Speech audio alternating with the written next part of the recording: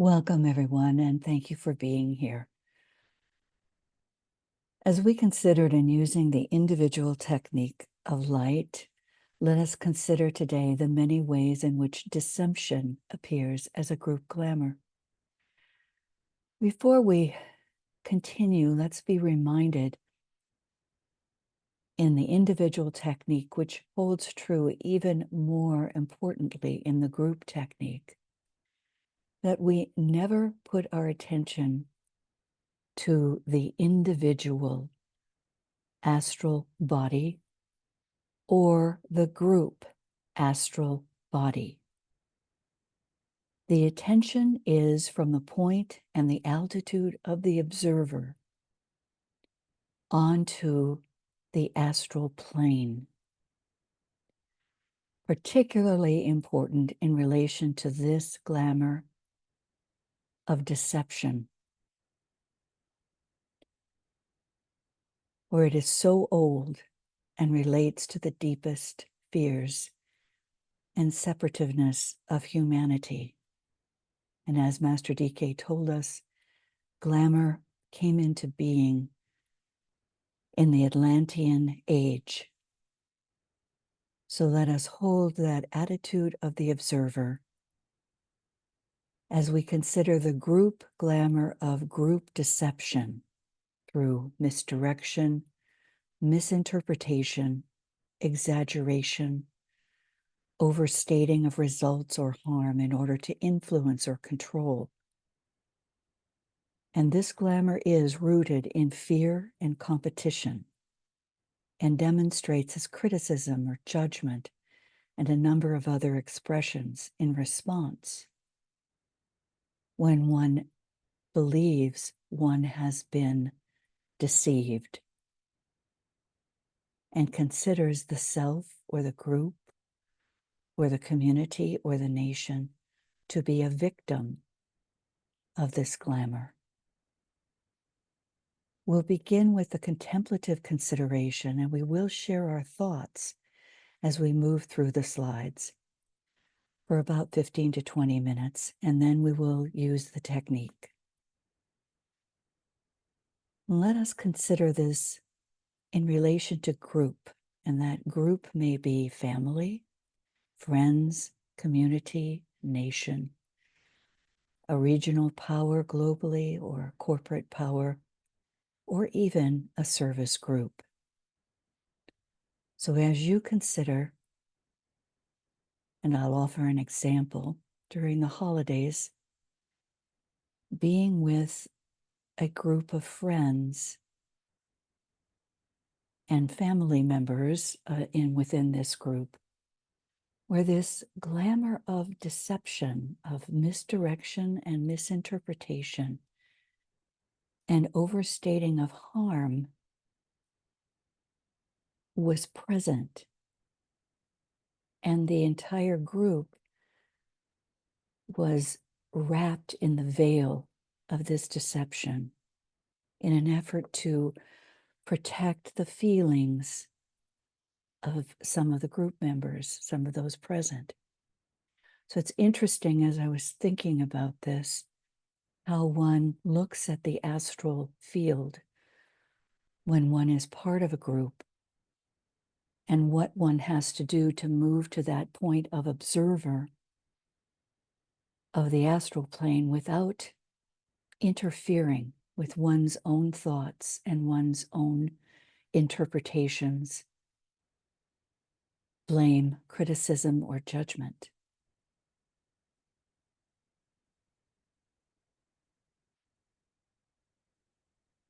Master DK tells us the disciple must relinquish all sense of tension or of strain and must learn to work with pure faith and love.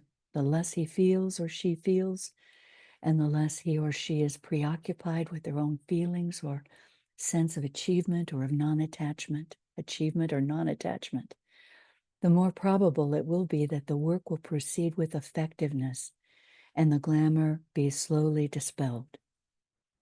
In this work, there is no haste.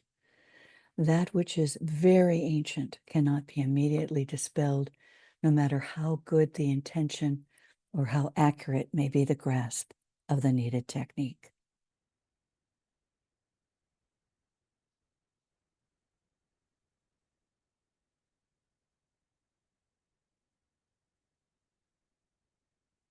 Ben, will you lead us in the alignment?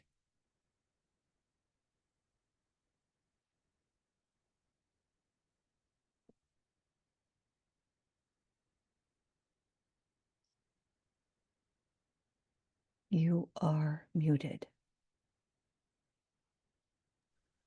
Okay. Breathing. Breathing in effortlessly and easily. We move together through the field of lotus blossoms, lining our path toward Master DK's study. We pause at the door, which opens as the Master greets us and invites us in for our contemplative approach into the study and dissipation of glamour as individuals and as group, supported by this gathering of disciples in training. We stand around Master DK and see 3 windows filled with light. We stand in silence as he turns and faces the east. Together we enter into this point of light.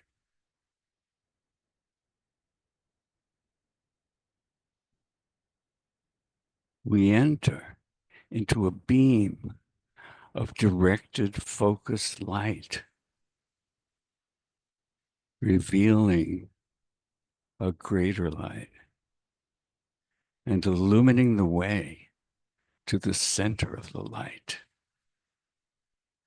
directing our way.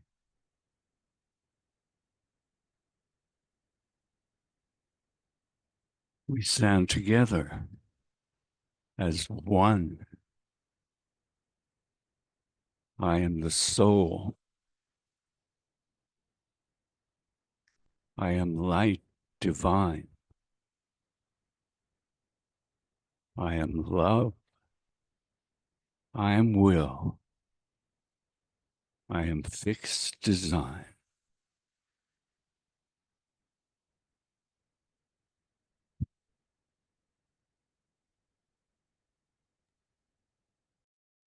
As we consider this glamour of deception, let us not forget the ways in which the astral force appears based on the rays, and how this can be the signal that a glamour is operative. The glamour of deception is operative in a group. And even the good aspects of that astral force. For example, the astral force of sacrifice can be distorted and can become a deception in relation to what is happening within a group field on the astral plane.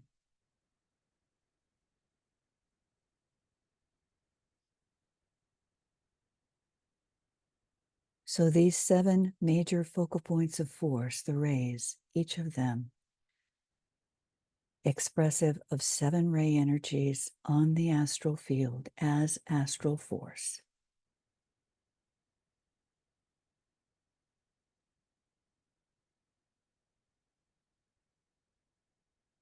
So with the example that I offered, I could say that a distortion of group love actually appeared in the field. in this gathering of people.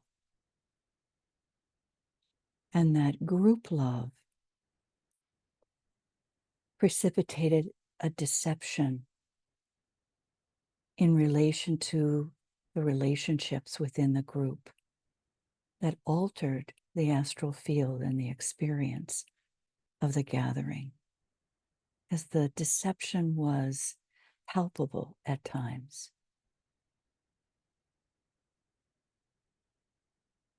So consider for yourself your own noticing.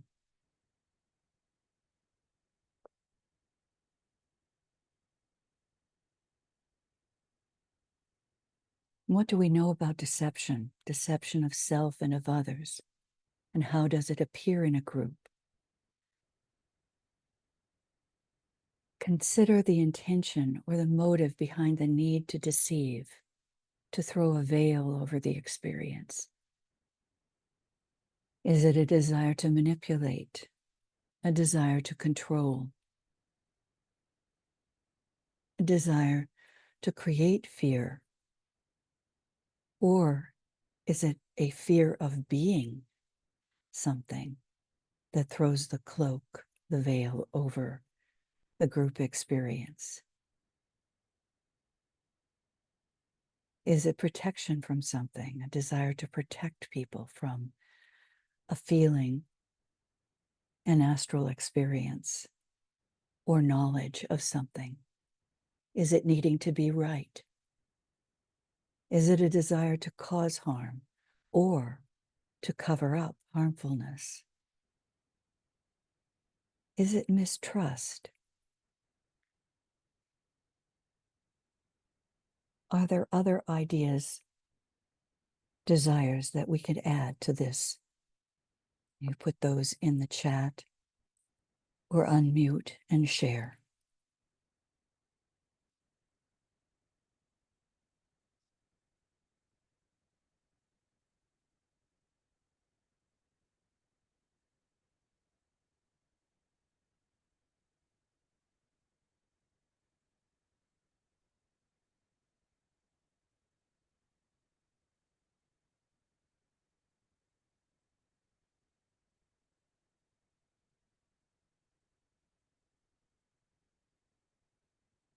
If you're reviewing this later, be sure to pause and consider in your own experience. Is there something that you might add?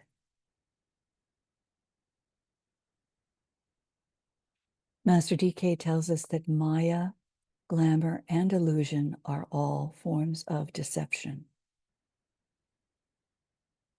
We have read this before, but let's offer it again today. Martine, would you read about Maya for us? Yes. Maya. Maya are those uncontrolled energies, those undirected impulses which emanate from the world of prana and from the latent force of matter itself. These sweep a man into wrong activity and surround him with a whirlpool of effects and of condition in which he is entirely helpless. He is the victim of Mars' force, hidden in the animal nature or in the world and the environing circumstances in which he finds himself. When to the power of Maya is added the condition of glamour and also the illusions of the advanced disciple, it will be seen how necessary it is that there should be quite differentiation between the three types of deception. It should be remembered that when we use the term deception, we mean deception from the anger of the soul. Now the technique of untruth.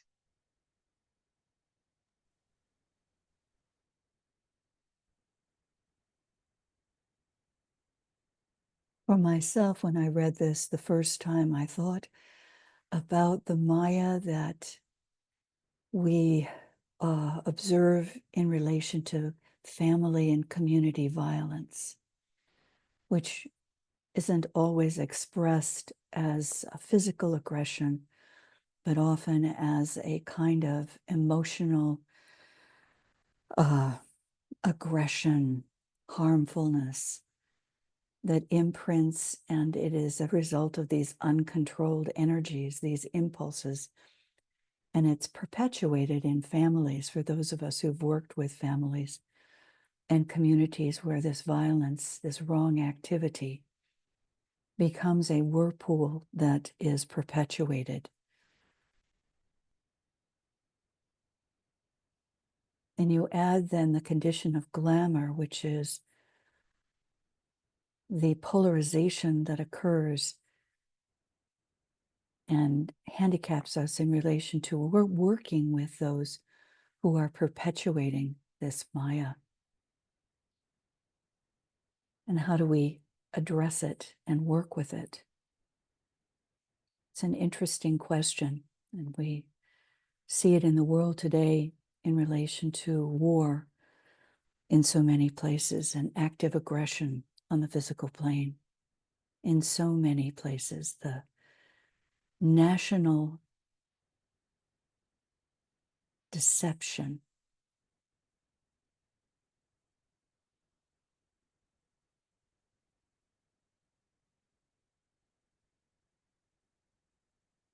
the latent impulses of the personality life when divorced from and not under soul control are blended with the pranic fluids within the periphery of the personality sphere of influence.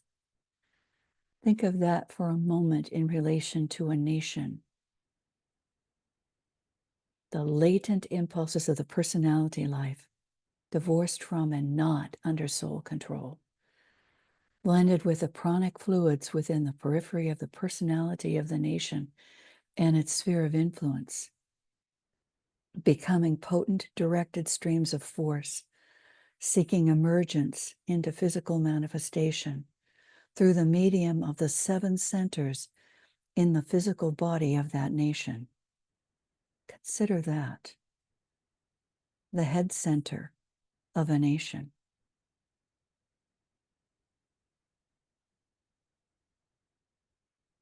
The throat center of a nation. So we do need to consider this rampant experience of Maya in the world today. Donna, would you read this? We've read it before, but let's put it into our record. Glamour. Our association together has existed for many years. It also began many lives ago. You should have advanced to a more intimate stage of discipleship had it not been for your always ready and still persistent response to the unreal, the unnecessary, and to that which comes in between you and the clear, steady, enlightened progress upon the path which should be yours. You will note that I use not the word glamour here. The reason is that it is apparently an entirely meaningless word to you, and I felt that I should emphasize the fact that glamour, as far as you are concerned, means that which sidesteps you from the desired service, that which engrosses your attention and prevents you from concentrating on the realities of life and circumstance, that which places you always at the center of some big scheme, as the mastermind making some discovery, as the architect of some building which is intended to house humanity, and that which comes between you and the simple duty of a pledged disciple, for that you unchangeably are. Well, this very direct instruction to one of the disciples reminds us all that we do need to continue to work on our own individual glamours And in group formation, also to notice when a fellow disciple, a fellow worker, a co-worker is caught up in a particular state. And one doesn't have to be critical. You know, it can be just offering to that co-worker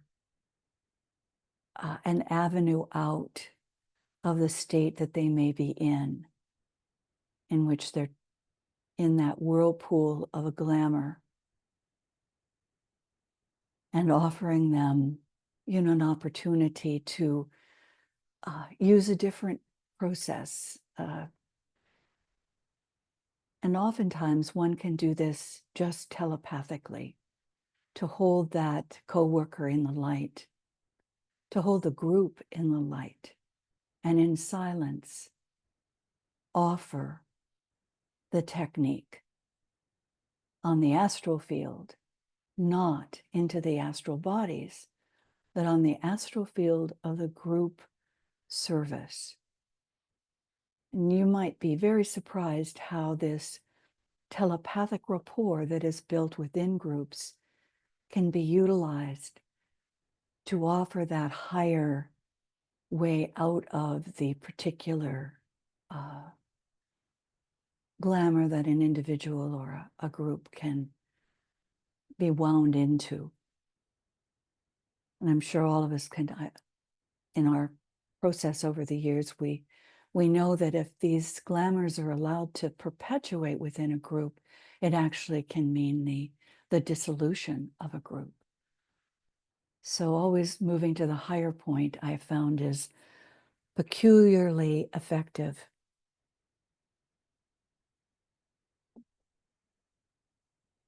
So the 4 keynotes to the solution of the problem of glamour are intuition, illumination, inspiration, and the angel of the presence.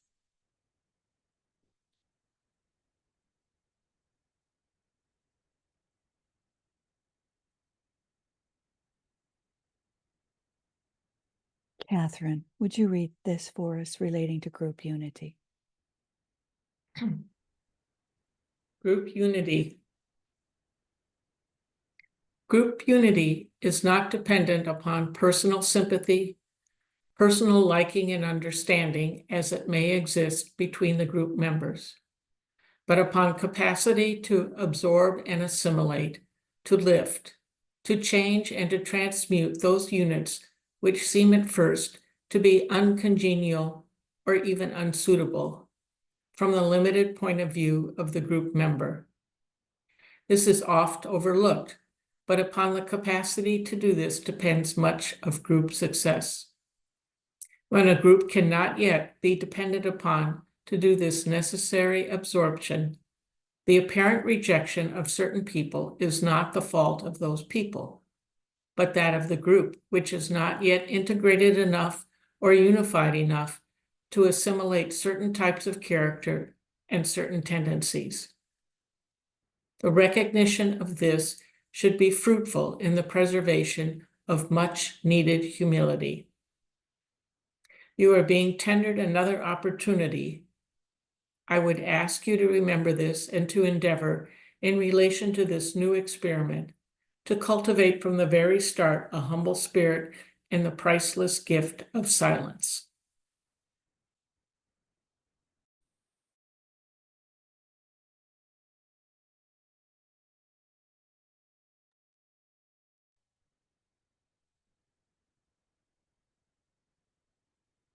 And as we move forward in the coming year using meditation 5 and encouraging within our groups receptivity and impressions to be drawn down as we attempt to achieve a level of ashramic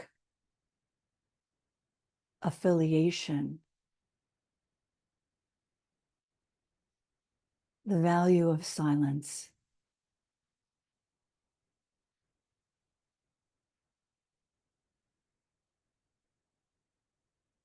and to always when an idea or a thought comes that might be conceived of as critical or a reaction to a personality expression of a group member,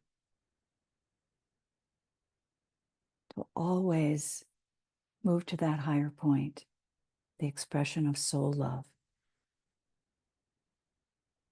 inclusion, inclusiveness, and identification with the soul body.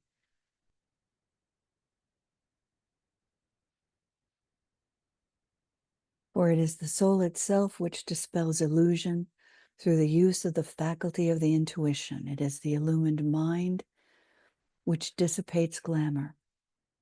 Master DK says, I want to point out that many well-meaning aspirants fail at this point due to two errors. They omit to discriminate between illusion and glamour, and they endeavor to dispel glamour through what they believe to be the right method, by calling in the soul, whereas they really need to use the mind correctly. So let us endeavor to use the mind correctly. For DK says, when one is in the midst of fogs and glamours, it is much easier to sit down and hypnotize oneself into the belief that one is calling in the soul than it is to subject one's astral and emotional nature to the effect of hard, straight thinking, using the mind as the instrument whereby glamour can be dispelled.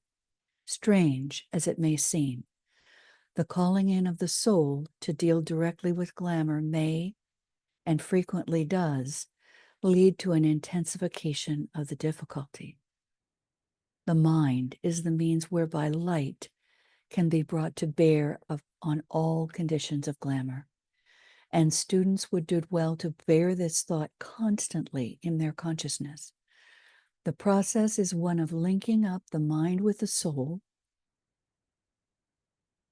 and then focusing oneself consciously and with precision in the mind nature or in the mental body, and not in the soul nature or the egoic form.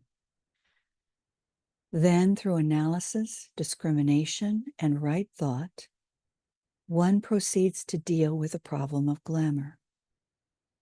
The trouble is the disciples often do not recognize the condition as one of glamour, and it is difficult to give a clear and infallible rule whereby that recognition can come. It might be stated, however, that glamour can always be found when there exists criticism, when careful analysis would show that no criticism is really warranted. Criticism when there is no personal responsibility involved. By that I mean where it is not the place or the duty of the man or woman to criticize.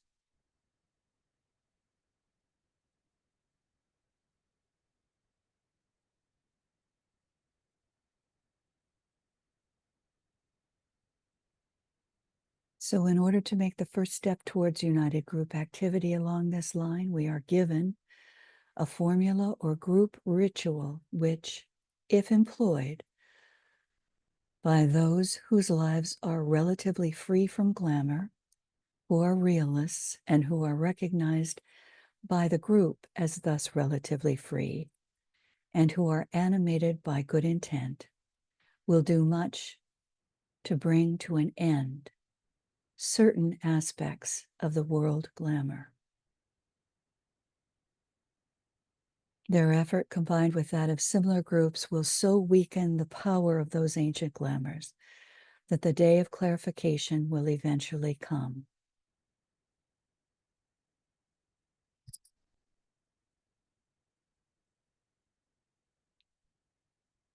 I'm going to pause the recording, and I would like those of you who would like to express your thoughts at this point to share those with the group prior to our doing the group service.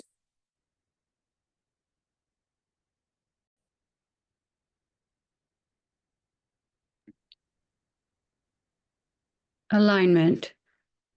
Before we begin, let us align as soul and as a group and see our group approaching Master Dwalkul's study.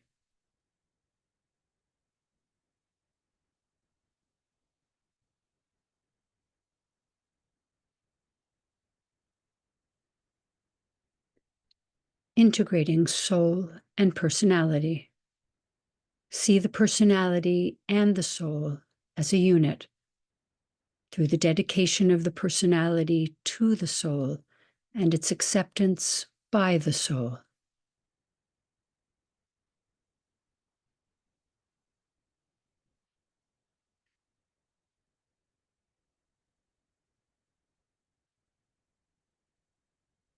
These two lines of thinking, alignment of the three lower bodies as an integrated personality and soul personality integration, produce a field of magnetic thought and realization in which all the work is done.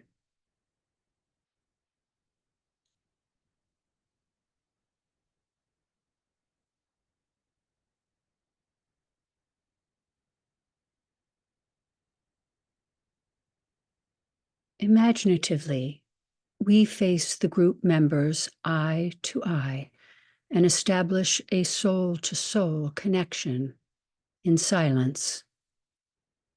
Withdrawing from personal and world affairs and centering on the work to be done, setting up a magnetic field of positive, receptive activity.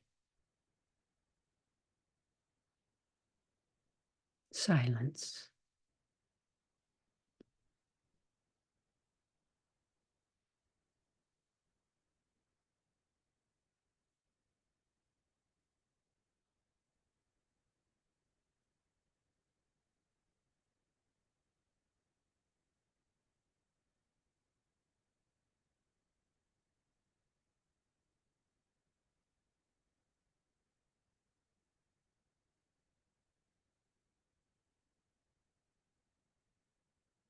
With soul light radiating throughout your aura as the primary force, unite with the soul group, assuming the altitude as well as the attitude of the observer, using the sign of the cross of divinity, the great symbol of light and of consciousness, signifying the vertical light and the horizontal light, the power of attraction and the power of radiation, soul life and service. Let us sound the protective formula. As the soul, we work in light. Touch the forehead.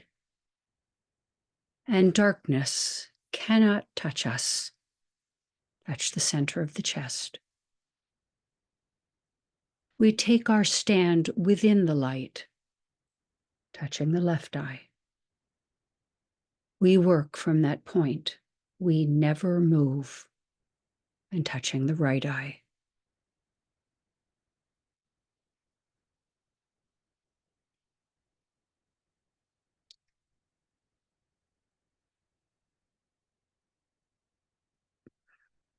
Using this formula for the dissipation of group glamour. First, completing the preparatory stages. Recognizing the glamour to be dissipated. Embodying our willingness to cooperate with the soul in physical, astral, and mental ways in order to aid in the more technical work. Pondering on the implications in your life.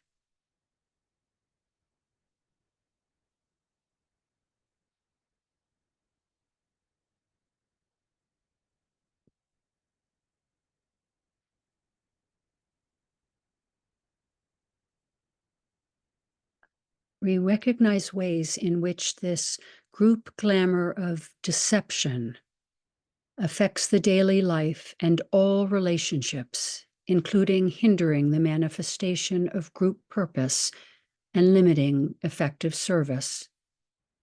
We might consider What additional glamours are related to or are part of this glamour of deception in group formation? Arrogance of dogmatism, institutional deception. Withdrawal from service, pride in one's own conclusions or accomplishments, superiority, place on the path, self-satisfaction in comparison to others. What other distortions come to mind?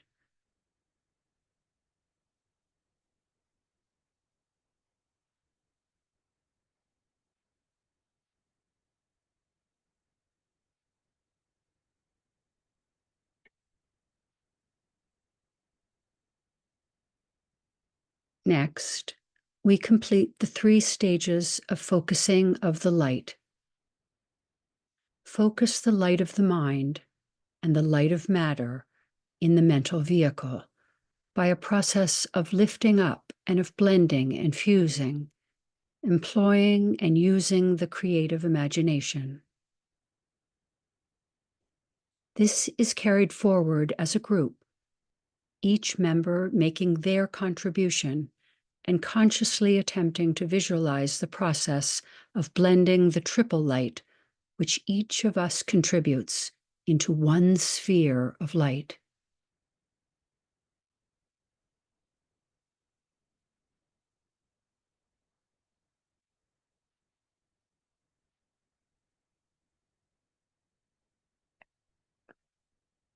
We meditate on soul light, bringing about the fusion of the light of matter, light in the atoms of the brain, the light of the mind, and the light of the soul upon the mental plane.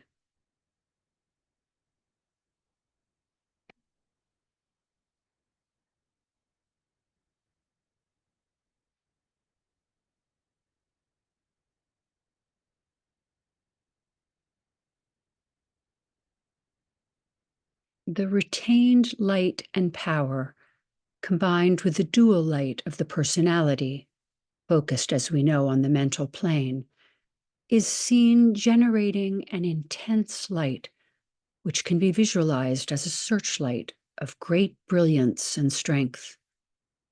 It must be seen as a sphere of vivid, brilliant light, not yet radiating out or projecting outwards.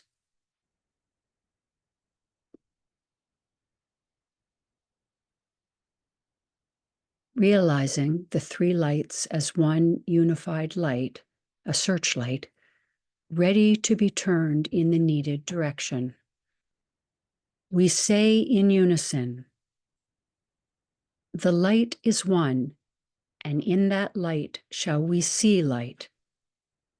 This is the light that turns the darkness into day."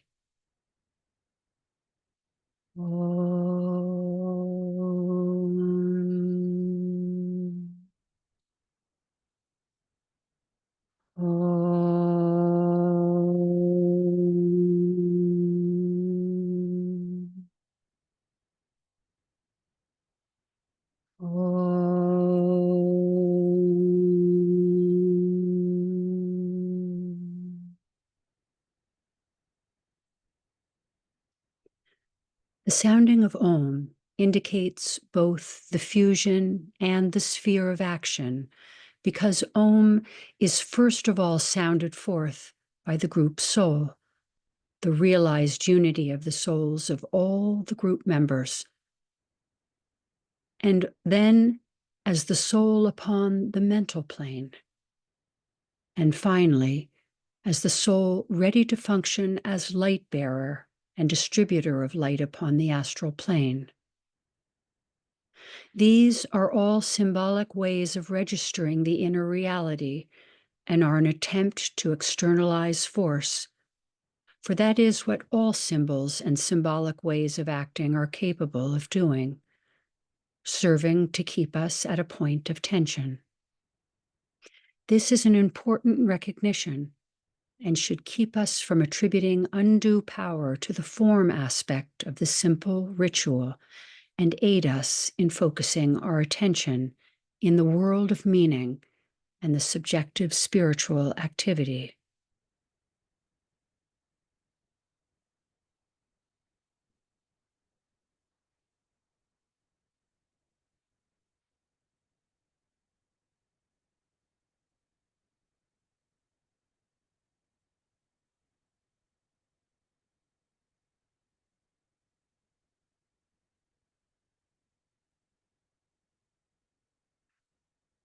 When this act of visualization is sensed as satisfactorily accomplished, we pause then for each to visualize all the will one has focused behind the light, thus created by the fusion of the three lights. This refers to the stage spoken of by Patanjali as that of mind held steady in the light. This use of the will, soul personality will, is dynamic, but at this stage quiescent and not magnetic or radiatory.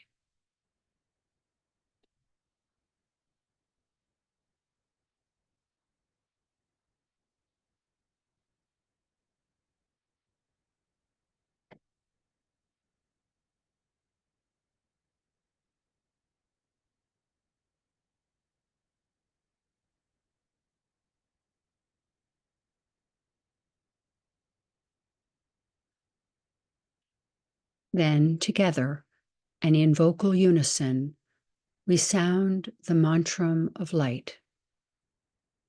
As we say this, we visualize the turning of the great searchlight, which we have jointly created by our unified light, onto the glamour to be dissipated, holding the light steady and realizing mentally the work of dissipation it is intended to do by this act of direction.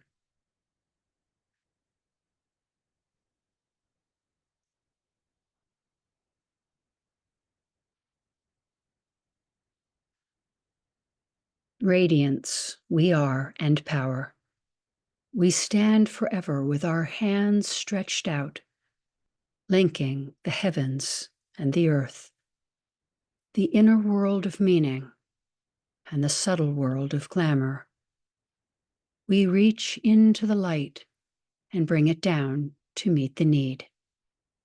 We reach into the silent place and bring from thence the gift of understanding. Thus, with the light we work and turn the darkness into day.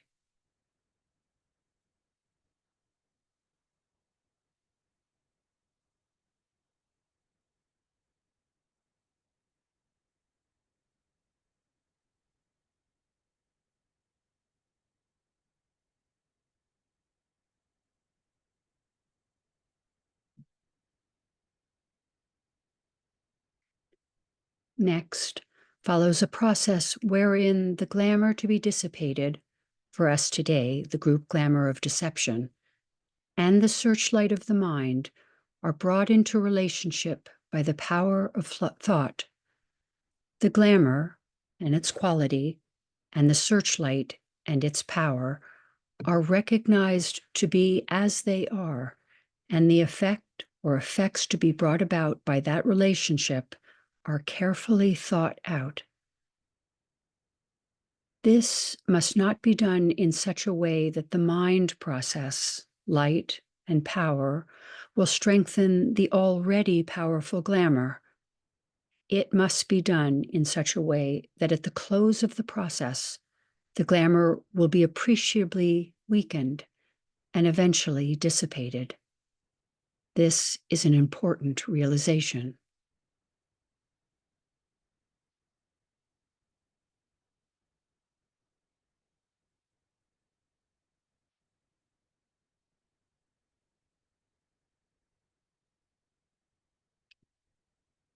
Having, as far as possible, achieved the needed concentration, realization, and relationship, then, by an act of the will and of the creative imagination, we turn on the searchlight and see a vivid beam of light stream forth and pierce the glamour.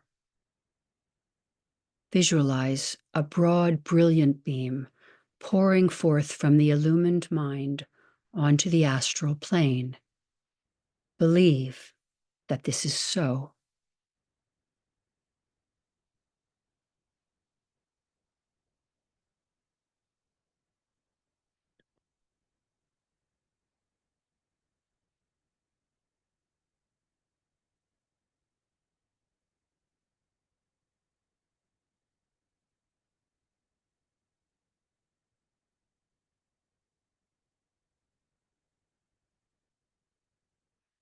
As we pause for a few minutes, the group attempts to throw behind the searchlight the united, directed, and dynamic will or intent. This carries along the projected beam of light the destructive quality of the spiritual will, destructive to all that hinders the manifestation of divinity. This is done by attaining a united point of tension and the dedication of the individual and group will to the will of God. This act of will is carried on by each member of the group silently and with a deep realization that all are thus accepted and that it is the group will which is being silently focused.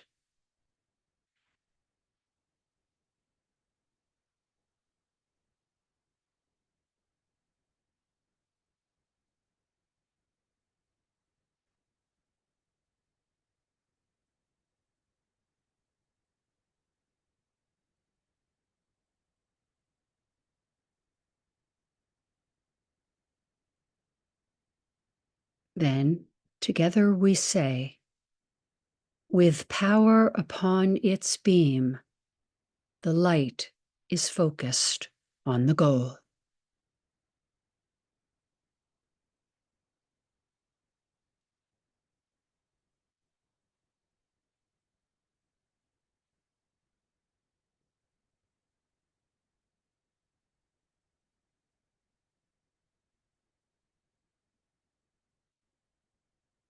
Next comes an important and difficult phase of the work in which the glamour is named and seen in process of dissipation. Aid the process by saying with tension and inaudibly, the power of the light prevents the appearance of the glamour of deception. The power of the light negates the quality of the glamour of deception from affecting me.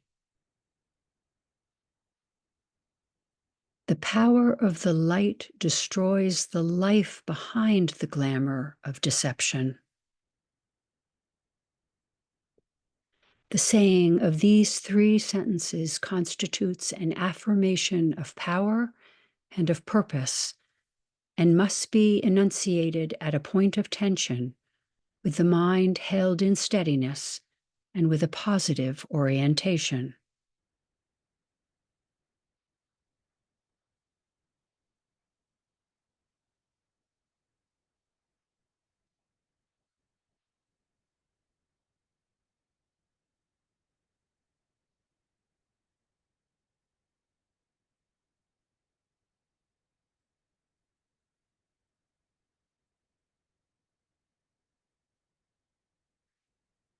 We visualize in the act of penetration the gradual dissipation and dispersal of the glamour by the penetration of the light into its darkness. We endeavor to see it disintegrating and the reality emerging, doing this by an effort of the creative imagination. Each will do this in their own way and according to their understanding and capacity.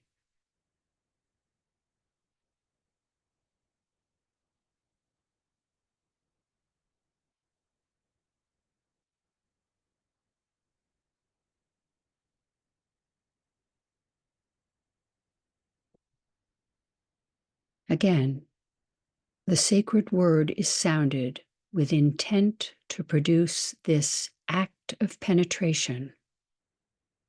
The light is seen accomplishing three things: making a definite impact upon the glamour,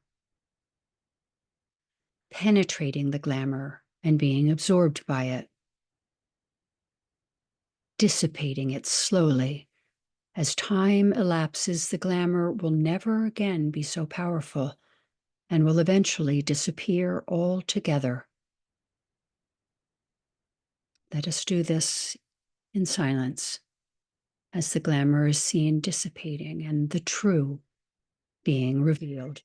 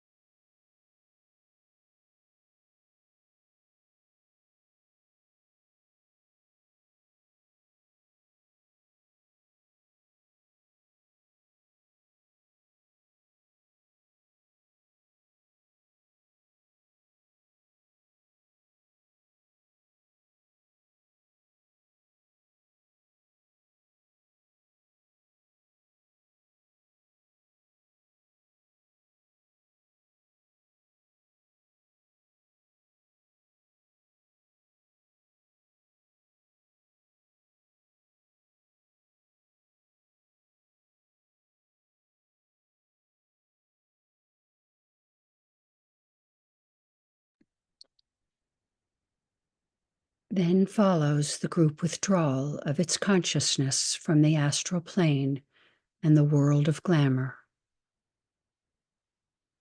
We refocus our attention, first of all, on the mental plane and then on the soul, relinquishing all thought of the glamour, knowing that the work has been successfully carried forward. We reorganize ourselves as a group in relation to the kingdom of souls and to each other. Occultly speaking, the searchlight of the soul is shut off. This completes the act of withdrawal. The Om is then sounded in group formation, and then, in order to emphasize that the group ended, each member of the group sounds the Om alone, saying, "So let it be, and help me in my own life to end all glamour and untruth." Om.